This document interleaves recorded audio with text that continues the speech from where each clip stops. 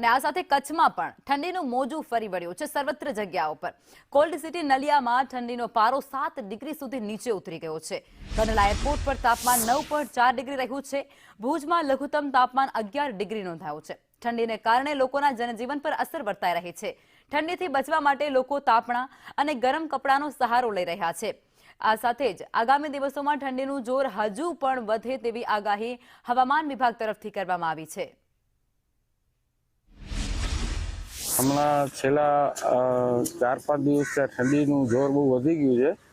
જેમ નલિયામાં આપણે 7-8 ડિગ્રીએ પહોંચી ગયું છે તાપમાન, અને ભુજમાં પણ સારી એવી ઠંડી 4-5 દિવસથી ચાલુ થઈ ગઈ છે। એની સવારે અને જનજીવન પર પણ આપણે અસર જોવા મળે છે।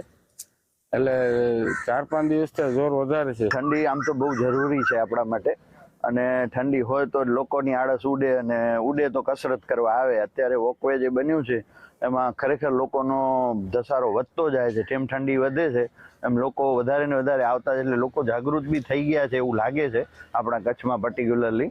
અને જવું બી જોઈએ, કારણ કે યંગસ્ટરને તો ખાસ જરૂરી છે કે આજે આપણે જે બધું ફાસ્ટ ફૂડને ખાઈએ છીએ એના લીધે શરીરમાં પ્રોબ્લેમ્સ થાય, તો એને દૂર કરવા કે એટલીસ્ટ તંદુરસ્ત રહેવા માટે વોકવેમાં આવવું ખૂબ જરૂરી।